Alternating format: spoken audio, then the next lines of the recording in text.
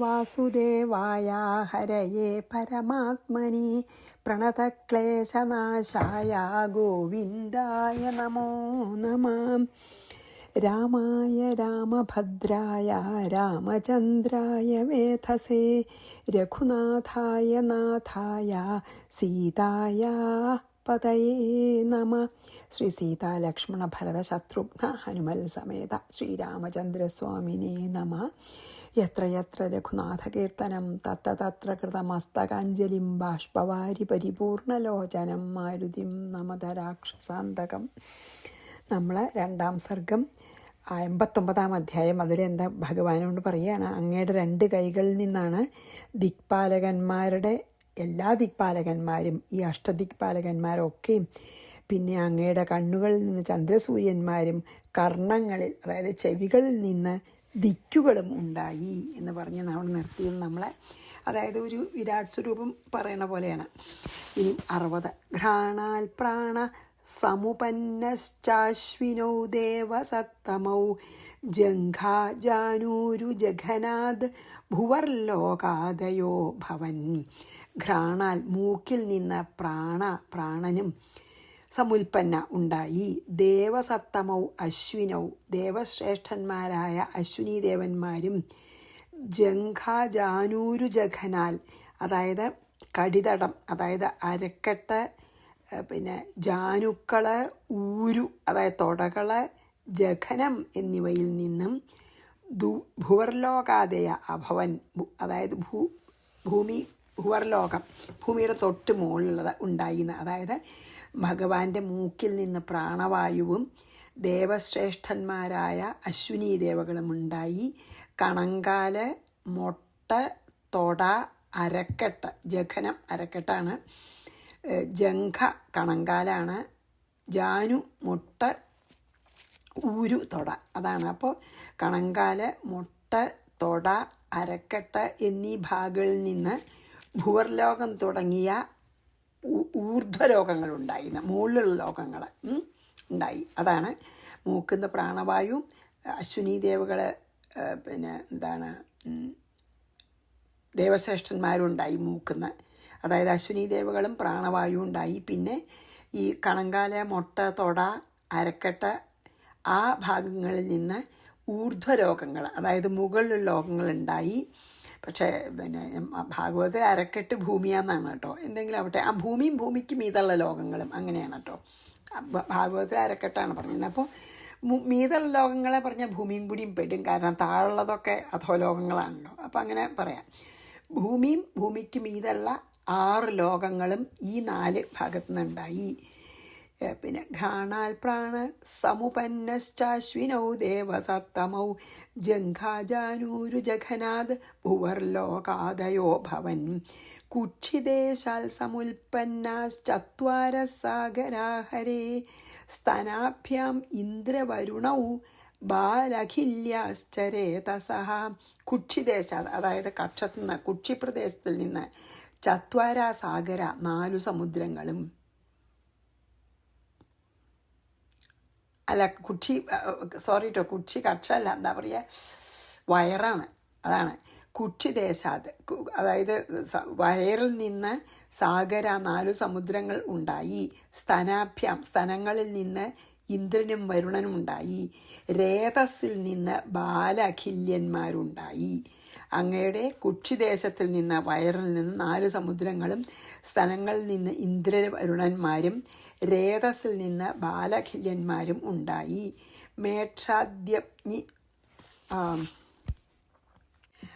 ഇനി മേക്ഷാദ്യമോ ഗുദാൻ മൃത്യുർമന്യോ രുദ്രസ്ത്രിലോചന അസ്തിഭ്യ പർവ്വതാജാതാ കേശേഭ്യോ മേഘസംഹതി.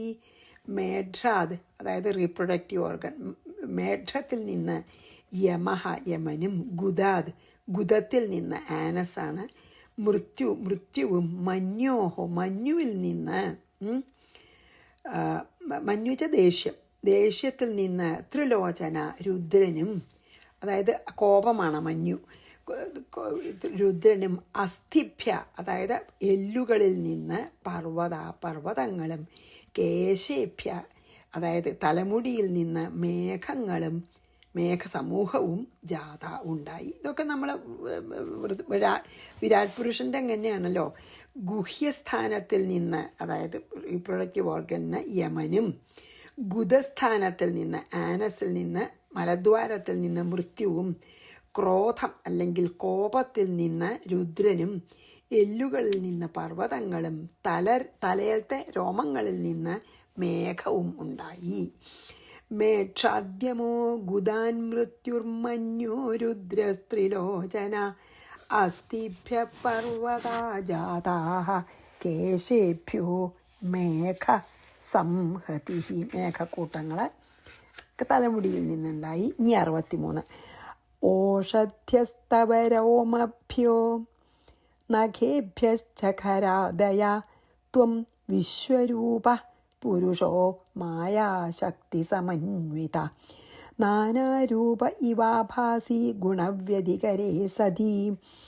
അതായത് തവ രോമഭ്യ അങ്ങയുടെ രോമങ്ങളിൽ നിന്ന്, ഓഷധ്യ ഓഷധികൾ വൃക്ഷങ്ങളും, നഖേഭ്യ നഖങ്ങളിൽ നിന്ന്, ഖരാദയ ഖരാദികളും, ഗുണവ്യതികരേ സതി ഗുണങ്ങളുടെ സംബന്ധം ഉള്ളപ്പോൾ, മായാശക്തി സമന്വിതാത്വം മായയോട് ചേർന്നിരിക്കുന്ന അങ്ങ്, വിശ്വരൂപ പുരുഷ വിശ്വരൂപനായ പുരുഷനായിട്ട് അതായത് വിരാട് പുരുഷനായിട്ട്, നാനാരൂപ ഇവ അനവധി രൂപൻ എന്ന പോലെ ആഭാസി പ്രകാശിക്കുന്നു. എന്താ പറഞ്ഞറിയോ, അങ്ങയുടെ തലയിലത്തെ രോമങ്ങളിൽ നിന്ന് മേഘങ്ങൾ പറഞ്ഞില്ലേ, ശരീരത്തിലത്തെ രോമങ്ങളിൽ നിന്ന് വൃക്ഷങ്ങളും, അതായത് ഔഷധച്ചെടികൾ, ഔഷധി പറഞ്ഞാൽ ഇവിടെ എല്ലാ വൃക്ഷങ്ങളുമാണ് കേട്ടോ. നഖങ്ങളിൽ നിന്ന് കഴുത മുതലായ മൃഗങ്ങളും ഉണ്ടായി. അതായത് നഖങ്ങളിൽ നിന്നാണ് ബാക്കി 4 കാല് മൃഗങ്ങളൊക്കെ. സത്വാദി ഗുണങ്ങളുടെ ചേർച്ചയുള്ളപ്പോൾ, അതായത് മായയോട് ചേർന്നിരിക്കുന്ന നിന്തിരുവടി, മായയിലാണല്ലോ സത്വരജസ്തോമോ ഗുണം, അങ്ങനെ മായയിൽ ചേർന്നിരിക്കുന്ന അങ്ങ്, ജഗത് അതായത് മായയിൽ ചേർന്നാളെ വിരാട് പുരുഷനായിട്ടുള്ളൂ, ലോകമായിട്ടുള്ളൂ അല്ലേ. അപ്പം മായയോട് ചേർന്നിരിക്കുന്ന അങ്ങ് ജഗന്മയനായ വിരാട് പുരുഷനായിട്ട് നാനാരൂപങ്ങളോട് കൂടിയവൻ എന്ന പോലെ പ്രകാശിക്കുന്നു. ശരിക്ക് അദ്വൈത ആണെങ്കിലും മായയോട് ചേരുമ്പോൾ വിരാട് പുരുഷനായിട്ട് ശോഭിക്കുന്നു. വാസ്തവത്തിൽ അങ്ങ് ഏകനാണ്, അല്ലാതെ അന്യമായിട്ട് യാതൊന്നുമില്ല. അതുകൊണ്ട് നിർവികാരം ആയിട്ടുള്ള ബ്രഹ്മസ്വരൂപനും മായാസംബന്ധം കൊണ്ട് വികാരത്തോടുകൂടിയ ജഗൽ സ്വരൂപനായി വിളങ്ങുന്ന അങ്ങയുടെ മാഹാത്മ്യം ആർക്കും അറിയാൻ കഴിയില്ല എന്ന് തന്നെ പറയണം. അങ്ങനെ മായയോട് ചേർന്ന് വിരാട് സ്വരൂപനായിട്ട് പ്രകാശിക്കുന്നവനാണെങ്കിലും അങ്ങ് ഏകനും അദ്വിതീയനുമാണ്. ഓഷധ്യസ്തവരോമഭ്യോ നഖേഭ്യശ്ചഖരാദയ ത്വം വിശ്വരൂപ പുരുഷോ മായാശക്തി സമന്വിത. മായയോട് ചേർന്നപ്പോൾ ആണ് വിരാട് പുരുഷനാവണത്. അങ്ങനെ നാനാരൂപ ഇവാഭാസി ഗുണവ്യതികരേ സതി. ശരിക്ക് നിർഗുണനാണ്, നിരാകാരനാണ്, അങ്ങനത്തെ ബ്രഹ്മാണ്, ഏകനാണ്, അദ്വിതീയനാണ്. 64. ത്വാമാശ്രിത്യൈവ വിബുധാ പിബന്ത്യമൃതമധ്വരേ ത്വയാ സൃഷ്ടമിദം സർവം വിശ്വം സ്ഥാവരജംഗമം. വിബുധ ദേവന്മാർ ത്വാം ആശ്രിത്യ അങ്ങയെ ആശ്രയിച്ചിട്ടു തന്നെ അധ്വരെ യാഗത്തിൽ അമൃതത്തെ പിബന്തി, അതായത് അങ്ങയ്ക്കായിക്കൊണ്ട് തന്നെ ആണ് ദേവന്മാർ യാഗങ്ങളിൽ അമൃതം പാനം ചെയ്യുന്നത്. സ്ഥാവരജംഗാത്മകം, അതായത് സ്ഥാവരവും ജംഗമവുമായ സ്വരൂപം, അതായത് ചരാചര സ്വരൂപമായ ഇതം സർവം വിശ്വം, ഈ വിശ്വം ത്വയാ നിന്തിരുവടിയാൽ സൃഷ്ടിക്കപ്പെട്ടു. അതാണ് ഇതിലെന്താ പറഞ്ഞ വെച്ചാൽ അങ്ങയുടെ മാഹാത്മ്യത്തെ ആശ്രയിച്ചിട്ട് തന്നെയാണ് ദേവന്മാർ യാഗത്തിൽ അമൃതത്തെ പാനം ചെയ്യുന്നത്. അതായത് അങ്ങയുടെ മാഹാത്മ്യത്തെ ആശ്രയിച്ചിട്ട് പറഞ്ഞു വെച്ചാൽ ആ ദേവന്മാരിൽ കൂടി ആ അമൃതം അങ്ങയിൽ തന്നെയാണ് എത്തുന്നത് എന്നു മാത്രമല്ല, ചരാചര സ്വരൂപമായ ഈ സർവ്വലോകം അങ്ങയാൽ തന്നെ സൃഷ്ടിക്കപ്പെട്ടതുമാകുന്നു. ത്വാമാശ്രിത്യൈവ വിബുധാ പിബന്തി അമൃതമധ്വരേ. അധ്വരം പറഞ്ഞ യാഗം. യാഗത്തിൽ അമൃതം കഴിക്കണത്. ത്വയാ സൃഷ്ടമിതം സർവം വിശ്വം സ്ഥാവരജംഗമം. 65. ത്വാമാശ്രിത്യൈവ ജീവന്തി സർവേ സ്ഥാവരജംഗമാ തദ്യുക്തമഖിലം വസ്തു വ്യവഹാരോപി രാഘവ. സ്ഥാവരജംഗമാ സർവേ, സ്ഥാവരങ്ങളും ജംഗമങ്ങളും ചരങ്ങളും അചരങ്ങളുമായ എല്ലാം ത്വാമാശ്രിത്യ ഏവ, അങ്ങയെ ആശ്രയിച്ചിട്ടു തന്നെ, ഏവ എന്ന് പറയും, ജീവന്തി ജീവിക്കുന്നു. ഹേ രാഘവ, ഭഗവാനെ, മേ അഖിലം വസ്തു സമസ്തവും ആയിട്ടുള്ളതും അഭി വ്യവഹാരവും, അതായത് എല്ലാ സമസ്ത അഖിലം വസ്തു വ്യവഹാരവും ഏകത്ത് നടക്കുന്ന വ്യവഹാരങ്ങളും ത്വദ്യുക്തം അങ്ങയോട് ചേർന്നിരിക്കുന്നു. എന്താ പറഞ്ഞാൽ വെച്ചാൽ സ്ഥാവരജംഗമങ്ങളായിട്ടുള്ള ചരാചരങ്ങളായ സർവവും അങ്ങയെ ആശ്രയിച്ചു തന്നെ ജീവിക്കുന്നു. അതായത് ഏതൊരു ഭഗവാനിൽ നിന്നാണ് ഈ സർവ ഭൂതങ്ങളും ഉണ്ടായത്? ആ ഭഗവാനെയുടെ ആശ്രയിച്ചു കൊണ്ട് തന്നെ ഈ ഭൂതങ്ങൾ ജീവിക്കുകയും ചെയ്യുന്നു എന്നാണ് പറയണത്. അതായത് അങ്ങനെയാണ് ഉപാദാന കാരണം, ഈ ലോകത്തിൻ്റെ നിമിത്ത കാരണവും ഉപാദാന കാരണവും എല്ലാം അങ്ങാണ് അമ്മ. എന്നാൽ ഇതിനോടൊന്നും അങ്ങ് ചേർന്നിരിക്കണു എന്ന് തോന്നുമെങ്കിലും ചേർച്ചയില്ല. സകല വസ്തുവും അങ്ങയോട് ചേർന്നിരിക്കുന്നു, അങ്ങ് ഇതിനോട് ചേർന്നതല്ല. അതിനാൽ നിന്തിരുവടി തന്നെയാണ് എല്ലാറ്റിൻ്റെയും ആസ്ഥാനം, ആശ്രയം. അങ്ങയോട് ചേർന്നതുകൊണ്ട് തന്നെ സർവവസ്തുക്കളും എല്ലാം, ഈ വ്യവഹാരം എല്ലാം അങ്ങയോട് ചേർന്നിട്ടാണ്. അതായത് നിന്തിരിയോടി അങ്ങയോട് ചേർന്നതുകൊണ്ട് സകല വസ്തുക്കൾക്കും ആ ഉണ്ട് എന്നുള്ള അവസ്ഥ സിദ്ധിക്കുകയാണ്. ശരിക്കില്ല, എങ്കിലും അങ്ങയോട് ചേർന്ന് നിന്ന് ഉണ്ട് എന്ന് തോന്നിക്കുന്നു. അപ്പോൾ ഇങ്ങനെ സ്വയം പ്രകാശസ്വരൂപനായ നിന്തിരുവടിയെ ആശ്രയിച്ചതുകൊണ്ടാണ് എല്ലാറ്റിനും പ്രകാശം ഉള്ളതുപോലെ തോന്നുന്നത്, അല്ലേ? സൂര്യൻ്റെ പ്രകാശത്തിന് പിന്നിലെ ചൈതന്യവും അങ്ങാണ്, ചന്ദ്രൻ്റെ പ്രകാശത്തിലെ ചൈതന്യവും അങ്ങാണ്. സ്വയം പ്രകാശസ്വരൂപനായ അങ്ങയാൽ പ്രകാശിക്കുന്നതാണ് സർവവും. ചൈതന്യസ്വരൂപനായിട്ടുള്ള അങ്ങയെ ആശ്രയിച്ചത് കൊണ്ട് മാത്രമാണ് എല്ലാവർക്കും എല്ലാം ചെയ്യാൻ സാധിക്കുന്നതും. അതായത് എല്ലാവരെയും എല്ലാം ചെയ്യിക്കുന്ന ശക്തിയായിട്ട് വർത്തിക്കുന്ന സ്വയം പ്രകാശസ്വരൂപനാണ് അങ്ങ്. ത്വമാശ്രിത്യൈവ ജീവന്തി സർവേ സ്ഥാവരജംഗമാ തദ്യുക്തമഖിലം വസ്തു വ്യവഹാരോപി രാഘവ. ക്ഷീരമധ്യഗതം സർപ്പിര്യഥാ വ്യാപ്യാഖിലം പയ തദ്വദ്ഭാസാ ഭാസ്യതേർക്കാതിർനത്വം തേനാഭിഭാസ്യതേ.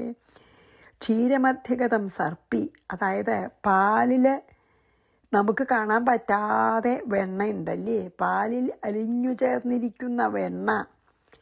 അഖിലം പയ, സമസ്തമായ പാലിനെ യഥാവ്യാപ്യ തിഷ്ഠതി, അതായത് പാലിലെ വെണ്ണ പാലിൽ എങ്ങനെ വ്യാപിച്ചിരിക്കുന്നു, അല്ലേ? പാലിൻ്റെ ഉള്ളിൽ വെണ്ണ ഉണ്ട്, നമുക്ക് കാണില്ലെങ്കിലും പാലിൻ്റെ ഉള്ളിലുള്ള വെണ്ണ പാലിൽ എങ്ങനെ വ്യാപിച്ചിരിക്കുന്നുവോ തിഷ്ഠതി, അതാണ് യഥാവ്യാപ്യ തിഷ്ഠതി, വ്യാപിച്ചിരിക്കുന്നുവോ. അർക്കാദി, സൂര്യൻ മുതലായത് ത്വദ്ഭാസ, അങ്ങയുടെ പ്രകാശത്താൽ ഭാസ്യതേ, പ്രകാശിപ്പിക്കപ്പെടുന്നു. ത്വം തേന ന അഭിഭാസ്യതേ, നിന്തിരുവടി അവരാൽ പ്രകാശിക്കപ്പെടുന്നില്ല. അതാണ് നമ്മൾ അറിയേണ്ടത്.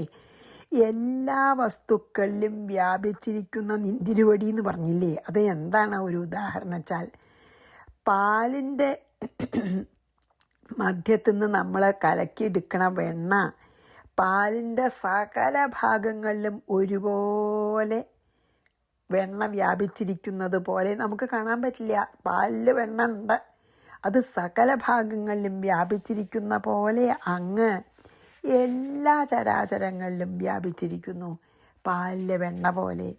സൂര്യൻ, ചന്ദ്രൻ മുതലായ എല്ലാ പ്രകാശമാനമായ ഗോളങ്ങളും അങ്ങയുടെ പ്രകാശത്തെ ആശ്രയിച്ചാണ് വിളങ്ങുന്നത്. അല്ലാതെ ആ തേജോഗോളങ്ങൾ അങ്ങയെ പ്രകാശിപ്പിക്കുന്നില്ല. അങ്ങയുടെ പ്രകാശത്താൽ അവയെല്ലാം പ്രകാശിപ്പിക്കപ്പെടുന്നു. തമേവ ഭാന്തം അനുഭാതി സർവം തസ്യ ഭാസ സർവമിതം വിഭാതി. അതായത് സ്വയം പ്രകാശസ്വരൂപനായ അങ്ങയെ തന്നെ ആശ്രയിച്ച് സർവം ശോഭിക്കുന്നു. അങ്ങയുടെ തേജസ് കൊണ്ട് ഇക്കാണപ്പെടുന്ന സകലവും ശോഭിക്കുന്നു എന്ന് കഠോപനിഷത്ത് പറയുന്നുണ്ട്. ദ്രഷ്ടാരം ന പശ്യേ, അതായത് കണ്ണിനും കണ്ണായിരിക്കുന്നവനെ കണ്ണുകൊണ്ട് കാണാൻ സാധിക്കില്ല. നമ്മുടെ കണ്ണിൻ്റെ കണ്ണാണ് ഭഗവാൻ. അതിനെ നമുക്ക് ഈ കണ്ണോണ്ട് ഇന്ദ്രിയങ്ങളെ കൊണ്ട് എത്താൻ സാധിക്കില്ല എന്ന് ബൃഹദാരണ്യകോപനിഷത്ത് പറയുന്നുണ്ട്. അതായത് സ്വയം പ്രകാശസ്വരൂപനും അന്യവസ്തുക്കളെ പ്രകാശിപ്പിക്കുകയും ചെയ്യുന്നവനാണ് ഭഗവാൻ എന്നർത്ഥം. അതായത് ഉപനിഷത്ത് സാരം തന്നെയാണ് അതൊക്കെ. ക്ഷീരമധ്യ, പക്ഷെ നല്ലൊരു ഉദാഹരണമാണ്. പാലിൽ വെണ്ണ പോലെയാണ് ഭഗവാൻ ഈ ചരാചരങ്ങളിൽ മുഴുവൻ വ്യാപിച്ചിരിക്കുന്നത്. അപ്പോൾ പാലിനെ തൈരാക്കി കടഞ്ഞാലല്ലേ നമുക്ക് വെണ്ണ കിട്ടുള്ളൂ. അതുപോലെ ഈ സംസാരത്തിനെ കടഞ്ഞു വേണം നമുക്ക് ആ ഭഗവാനിലെത്താൻ. അത് വളരെ നല്ല ഉദാഹരണമായിട്ട് തോന്നുന്നുണ്ട്.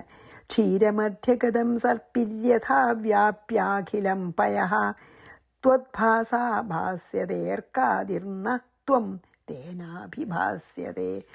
അർക്കചന്ദ്രന്മാർ അങ്ങയാൽ പ്രകാശിപ്പിക്കപ്പെടുന്നു, അർക്കചന്ദ്രന്മാരാൽ അങ്ങ് പ്രകാശിക്കപ്പെടുന്നില്ല. ഇനി സർവകം നിത്യമേകം ത്വാം ജ്ഞാനചക്ഷുർവിലോകയേത് നാജ്ഞാനചക്ഷുസ്ത്വാം പശ്യേദന്ധദൃഗ് ഭാസ്കരം യഥാ. സർവകം, എങ്ങും നിറഞ്ഞവനും, ഓംനി പ്രസൻറ്റ്, നിത്യം, ഒരിക്കലും നാശമില്ലാത്തവനും, ഏകം, രണ്ടാമതൊന്നില്ലാത്തവനും അല്ലെങ്കിൽ അദ്വിതീയനും, ത്വാം, അങ്ങയെ, ജ്ഞാനചക്ഷു, ജ്ഞാനമാകുന്ന കണ്ണോടുകൂടിയവൻ, വിലോകയേത്, കാണും, ജ്ഞാനം കൊണ്ടേ കാണാൻ പറ്റുള്ളൂ, ജ്ഞാനചക്ഷുസ് കൊണ്ട്. അന്ധദൃക്ക്, കണ്ണിന് കാഴ്ചയില്ലാത്തവൻ, ഭാസ്കരം യഥാ, സൂര്യനെ കാണാത്ത പോലെ, അജ്ഞാനചക്ഷു, ജ്ഞാനമാകുന്ന കണ്ണില്ലാത്തവന്, തഥം ത്വാം ന പശ്യ, അങ്ങേ കാണാൻ പറ്റില്ല. എല്ലാവർക്കും അനുഭവപ്പെടാത്ത എന്താന്ന് ചോദിച്ചാൽ പാലിലെ വെണ്ണ പോലെയാണെന്ന് പറഞ്ഞുല്ലോ. അപ്പോൾ എല്ലാ വസ്തുക്കളിലും വ്യാപിച്ചും ആ വസ്തുക്കൾ നശിക്കുമ്പോൾ നശിക്കാതിരിക്കുന്നവനും, എല്ലാ വസ്തുക്കളിലും വ്യാപിച്ചവനും, ആ വസ്തുക്കൾ നശിക്കുമ്പോൾ നാശമില്ലാത്തവനും, അദ്വിതീയനുമായ നിന്തിരുവടിയെ ജ്ഞാനമാകുന്ന കണ്ണുള്ളവന് മാത്രമേ കാണാൻ കഴിയൂ. കണ്ണിന് കാഴ്ച ഇല്ലാത്ത ഒരാൾക്ക് സൂര്യനെ കാണാൻ സാധിക്കാത്ത പോലെ ജ്ഞാനമാകുന്ന വെളിച്ചമില്ലാത്തവന്, അജ്ഞാനിക്ക് അങ്ങയെ കാണാൻ കഴിയില്ല. ഒരു അന്ധന് സൂര്യനെ കാണാൻ കഴിയാത്ത പോലെയാണ് അജ്ഞാനിക്ക് ഭഗവാനെ കാണാൻ പറ്റില്ല. അജ്ഞാനിയുടെ ഹൃദയം അന്ധകാരം കൊണ്ട് നിറഞ്ഞിരിക്കുകയാണ്, അതുകൊണ്ട് ഭഗവാനെ കാണാൻ പറ്റില്ല. അജ്ഞാനിയുടെ ഹൃദയത്തിൽ അന്ധകാരം ഉണ്ടാവുകൊണ്ട് അതിൻ്റെ ഉള്ളിൽ പ്രകാശിക്കണ ഭഗവാനെ കാണാൻ പറ്റില്ല. ജ്ഞാനം കൊണ്ട് അജ്ഞാനത്തിനെ നീക്കിയാൽ മാത്രമേ, ആ ജ്ഞാനചക്ഷുസ് കൊണ്ട് മാത്രമേ ഭഗവാനെ കാണാൻ സാധിക്കുള്ളൂ. ഇന്ദ്രിയങ്ങൾക്ക് അതീതനാണ്. സർവകം നിത്യമേകം ത്വം ജ്ഞാനചക്ഷുർവിലോകയേത് നാജ്ഞാനചക്ഷുസ്ത്വം, അജ്ഞാനചക്ഷുകൾ കാണാൻ പറ്റില്ല. പശ്യേത് അന്ധദൃഗ് ഭാസ്കരം യഥാ, അന്ധന് സൂര്യനെ കാണാൻ പറ്റാത്ത പോലെ. ഇനി 68ഉം 69ഉം. യോഗിനസ്ത്വം വിജിന്വന്തി സ്വദേഹേ പരമേശ്വരം അതന്നിരസനമുഖൈർവേദശീർഷൈരഹർനിശം. 69. ത്വൽപാദഭക്തിലേശേന ഗൃഹീതാ യദി യോഗിന വിജിന്വന്തോ ഹി പശ്യന്തി ചിന്മാത്രം ത്വാം ന ചാന്യഥ. അസലാണ്. എന്താ അറിയോ? യോഗികൾ അതന്നിരസനമുഖൈ, അതായത് തദ് ചൈതന്യം, അതായത് അതല്ലാത്ത ചൈതന്യമില്ലാത്തത്. ജഡം, മുഖം, ഉപായം. ജഡത്തിനെ നീക്കം ചെയ്യുന്നതിന് ഉള്ള ഉപായത്തെ ഉപദേശിക്കുന്ന വേദശീർഷൈ, വേദശിരസ് എന്ന് തന്നെ പറയണ്ട, വേദാന്ത വാക്യങ്ങൾ കൊണ്ട്, അതായത് ഈ ജഡമായ എല്ലാറ്റിനെയും മാറ്റി നിർത്തുന്ന ഈ വേദാന്ത വാക്യങ്ങൾ കൊണ്ട് സ്വദേഹേ, സ്വന്തം ശരീരത്തിൽ, പരമേശ്വരം ത്വം, അതായത് പരമേശ്വരൻ തന്നെയായ അങ്ങയെ, അഹർനിശം എല്ലായ്പ്പോഴും വിജിന്വന്ത യോഗിന, അന്വേഷിക്കുന്ന യോഗികൾ, തിരയുന്ന യോഗികൾ, ചിന്മാത്രം ത്വാം, ജ്ഞാനസ്വരൂപനായ അങ്ങയെ, പശ്യന്തി കാണുന്നു, നിശ്ചയം, അന്യഥ എന്ന വേറൊരു വിധത്തിലും അല്ല. എന്താ അറിയോ, ദേഹം, ജഡമായ ദേഹം, ജഡമായ ഇന്ദ്രിയങ്ങൾ, അന്ധക്കരണം എന്നിവ ഏതൊരു ചൈതന്യം കൊണ്ടാണ് ഇവിടെ പ്രവർത്തിക്കുന്നത്? ഈ ദേഹത്തിൻ്റെയും ഇന്ദ്രിയങ്ങളിലെയും അന്ധക്കരണത്തിൻ്റെയും പിന്നിലുള്ള ചൈതന്യം കാരണമാണ് ദേഹവും ഇന്ദ്രിയങ്ങളും അന്ധക്കരണവും പ്രവർത്തിക്കുന്നത്. അപ്പോൾ ദേഹവും ഇന്ദ്രിയവും അന്ധക്കരണവും ഏതൊരു ചൈതന്യത്തിൻ്റെ ശക്തി കൊണ്ട് പ്രവർത്തിക്കുന്നുവോ ആ ആത്മാവാകുന്ന സത്യവസ്തുവിനെ കാണാതെ ദേഹേന്ദ്രിയാദി ജഡങ്ങളെ നീക്കം ചെയ്യാനുള്ള മാർഗത്തെ ഉപദേശിക്കുന്ന വേദാന്തവാക്യങ്ങളെ, അതാണ് ആ സത്യവസ്തുവിനെ അറിയണമെങ്കിൽ നമുക്ക് ആ ജഡമായിട്ടുള്ള ഇന്ദ്രിയങ്ങളെയും ദേഹത്തിനെയും അന്ധക്കരണത്തിനെയും നീക്കം ചെയ്യാനുള്ള മാർഗമാണ് വേദാന്തവാക്യങ്ങൾ. അങ്ങനത്തെ വേദാന്തവാക്യങ്ങളെ ശ്രവണം ചെയ്ത് മനനം ചെയ്ത് സ്വന്തം ശരീരത്തിലിരിക്കുന്ന ആ പരമേശ്വരനായ അങ്ങയെ ആണ് ജ്ഞാനയോഗികൾ അന്വേഷിക്കണം. അതായത് ഇന്ദ്രിയങ്ങളെയും ദേഹത്തിനെയും ഇന്ദ്രിയങ്ങളെയും അന്ധക്കരണത്തിനും അപ്പുറമുള്ള അങ്ങയെ ആണ് വേദാന്തവാക്യങ്ങൾ കൊണ്ട് യോഗികൾ അന്വേഷിക്കുന്നത്.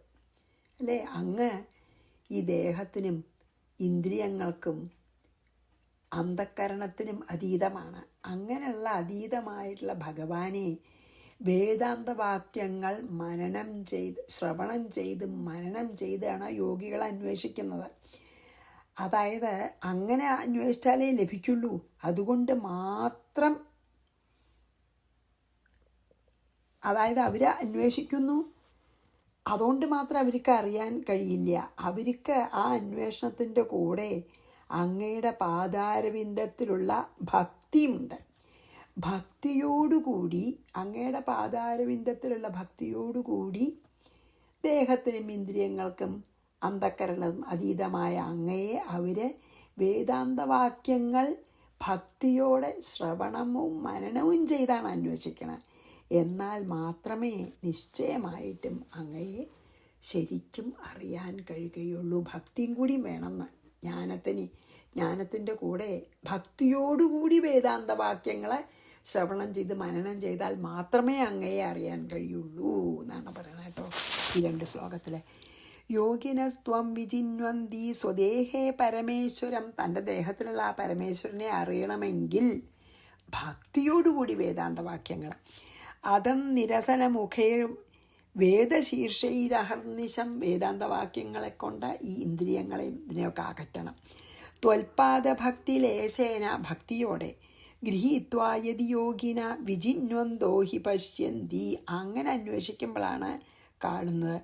ചിന്മാത്രം ത്വം ന ചാന്യഥ, വേറൊരു തരത്തിലും അങ്ങയെ പ്രാപിക്കാൻ സാധിക്കില്ല, അല്ലെങ്കിൽ അങ്ങയെ അറിയാൻ സാധിക്കില്ല എന്നാണ്. നമ്മുടെ നിർത്താമ്പടെ ഈ 68ഉം 69ഉം കൂടി നമുക്ക് ഇന്നിവിടെ നിർത്താം. ഈ നാളെ 70ഉം 71ഉം അല്ലെങ്കിൽ 70, 71 കൂടിയും ചെയ്യാം. അപ്പം ഇത് കഴിയും. മയാ പ്രലപിതം കിഞ്ചിൽ സർവജ്ഞസ്യ തവാഗ്രത ക്ഷന്തുമർഹസി ദേവേശ തവാനുഗ്രഹഭാഗം. സർവജ്ഞസ്യ തവ, സർവജ്ഞനാങ്ങയുടെ അഗ്രത മുമ്പിൽ മയാ കിഞ്ചിത് പ്രലപിതം, ഞാൻ ഇപ്പോൾ ജൽപ്പനം ചെയ്ത ദേവേശ, അല്ലയോ ദേവശ്രേഷ്ഠ, ക്ഷന്തും തെറ്റുണ്ടെങ്കിൽ അങ്ങ് ക്ഷമിക്കണം. ഞാൻ തവ അനുഗ്രഹഭാഗ് അങ്ങയുടെ അനുഗ്രഹത്തിന് പാത്രമാവണമെന്ന് പറയണം. അതായത് സർവജ്ഞനായിട്ട് നെഞ്ചിരുവടിയുടെ മുമ്പാകെ ഞാൻ അർത്ഥമില്ലാത്ത വിധത്തിൽ എന്തെങ്കിലും ജൽപ്പനം ചെയ്തു പോയി എങ്കിൽ അത് ഞാൻ അവിടുത്തെ അനുഗ്രഹത്തിന് പാത്രമാണെന്ന് കരുതിയിട്ട് അങ്ങ് അതിനെ ക്ഷമിക്കണം, ഞാൻ പറഞ്ഞതിലത്തെ തെറ്റ് ക്ഷമിക്കണം എന്ന്. മയാ പ്രലപിതം കിഞ്ചിൽ സർവജ്ഞസ്യ തവാഗ്രത ക്ഷന്തുമർഹസി ദേവേശ തവാനുഗ്രഹഭാഗം. സർവജ്ഞനായ അങ്ങയെപ്പറ്റി പറഞ്ഞാൽ എന്തെങ്കിലും തെറ്റുണ്ടെങ്കിൽ ക്ഷമിക്കണം. ഇനി 71 കൂടി വായിച്ച് നമുക്ക് നിർത്താം. ദിഗ്ദേശകാലപരിഹീനമനന്യമേകം ചിന്മാത്രമക്ഷരമജം ചലനാദിഹീനം സർവജ്ഞമീശ്വരമനന്തഗുണം വ്യുതസ്തമായം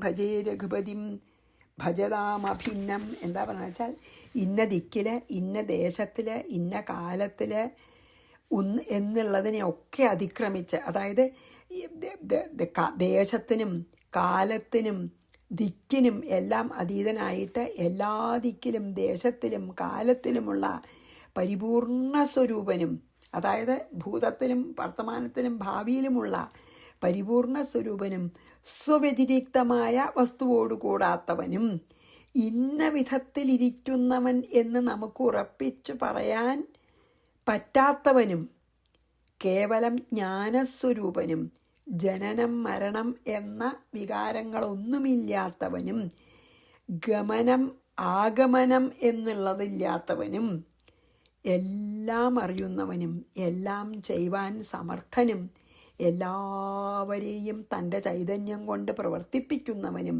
സകല കല്യാണ ഗുണങ്ങൾ തികഞ്ഞവനും മായയെ അതിക്രമിച്ചിരിക്കുന്നവനുമായ ശ്രീരാമചന്ദ്രനെ ഞാനിതാ തൊഴുന്നു. അതായത് പരിച്ഛിന്നനെന്ന പോലെ കാണപ്പെടുന്നുവെങ്കിലും അപരിച്ഛിന്നമായ ബ്രഹ്മസ്വരൂപനായിട്ടുള്ള ശ്രീരാമചന്ദ്രനെ ഞാൻ നമസ്കരിക്കുന്നു എന്ന് പറഞ്ഞിട്ടാണ് ഈ ഒരു 2ാം സർഗം അവസാനിപ്പിക്കുന്നത്. അപ്പോൾ ഒന്നും കൂടി ചൊല്ലി നിർത്താം. ദിഗ്ദേശകാലപരിഹീനമനന്യമേകം ചിന്മാത്രമക്ഷരമജം ചലനാദിഹീനം സർവജ്ഞമീശ്വരമനന്തഗുണം വ്യുതസ്ഥമായം ഭജേ. വിദസ്തമായം, മായയ്ക്കു അതീതൻ. ഭജേ രഘുപതിം ഭജതാമഭിന്നം. ഭിന്നനായി കാണുന്നുണ്ടെങ്കിലും അഭിന്നനായ, അതാണ് പരിച്ഛിന്നമായി കാണുന്നുണ്ടെങ്കിലും അപരിച്ഛിന്നമായ ബ്രഹ്മം തന്നെ ആയ ആ ജ്ഞാനസ്വരൂപനെ ഞാൻ നമസ്കരിക്കുന്നു എന്ന് പറഞ്ഞു നിർത്താം. ശ്രീകൃഷ്ണാർപ്പണമസ്തു. ശ്രീ സീതാലക്ഷ്മണ ഭരതശത്രുഘ്ന ഹനുമൽ സ്വരൂപ ഹനുമൽ സമേത ശ്രീരാമചന്ദ്രസ്വാമിനേ നമഃ. ഗുരുവായൂരപ്പ ശരണം.